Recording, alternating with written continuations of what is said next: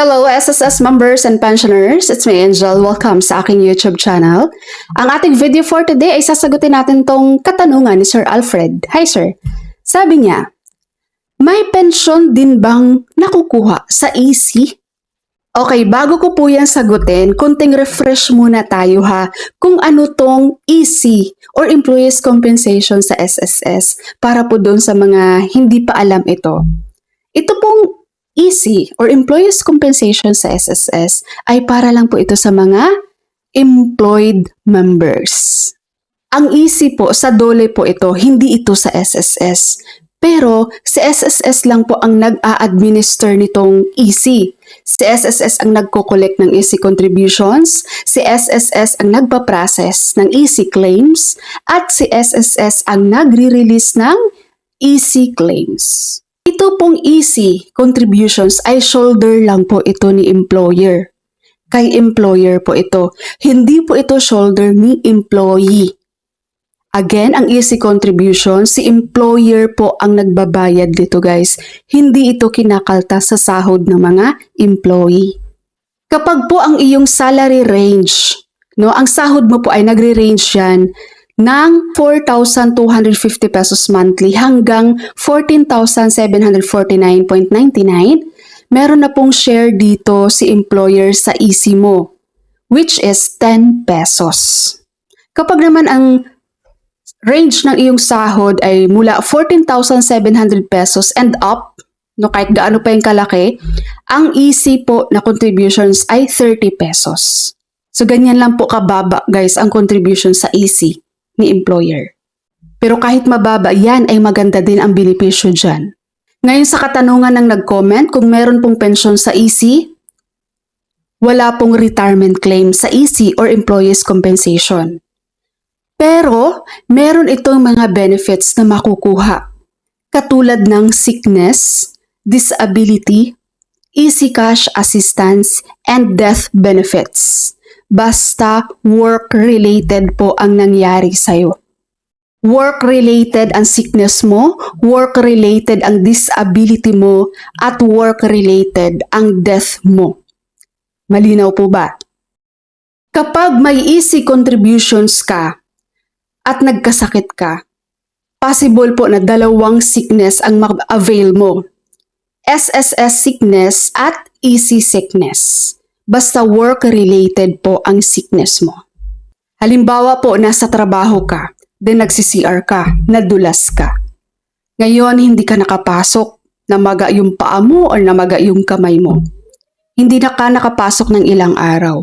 So, maliban sa maa-avail mo, na makiklaim mo na SSS sickness, makakapag-file ka rin po ng EC sickness because that is work-related. Another halimbawa, naka-official business ka, naka-OB ka, dahil merong pinapakasikaso sa yung documents, yung employer mo, at nabundol ka sa labas. So nagkaroon ka ng injury at pasok ka sa disability claims. So meron kang maa-avail sa SSS disability at EC disability dahil yan po ay work-related. Another halimbawa, papasok ka pa lang sa trabaho, nabundol ka, sa di inaasahan, namatay ka o nawala ka sa mundo, no? So that is work-related, guys. So may ma-avail kang death claim sa SSS at meron ka ring death claim sa EC.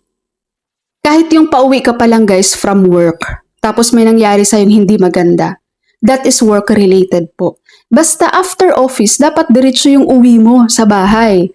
Hindi yung dumaan ka pa sa mall, dumaan ka pa sa friend mo, dumaan ka pa sa bar. So kapag ganun, hindi na yan work-related. Ang death benefit po sa EC, kapag meron ka pong survivor spouse, siya po ay, ang makukuha niyang death benefit sa EC ay monthly pension. Ang minimum monthly pension po sa EC ay 2,000 pesos.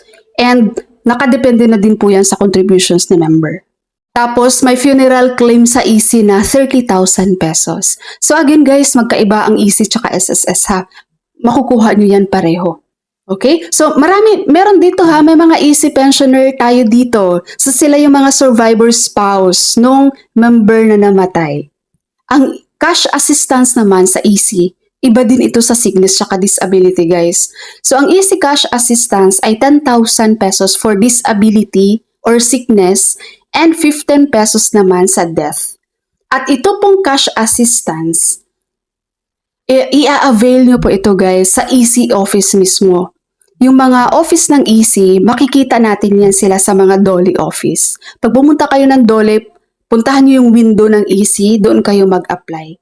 At ito pong Easy Cash Assistance, dapat po meron ka ng approve Easy Sickness or kaya approve Easy Disability or kaya naman approve na Easy Death, no, bago ka makapag-avail nitong Easy Cash Assistance. Yung ibang benepisyo, guys, ng Easy, sa SSS mismo ang application nyon, ha, yung sickness, disability, death.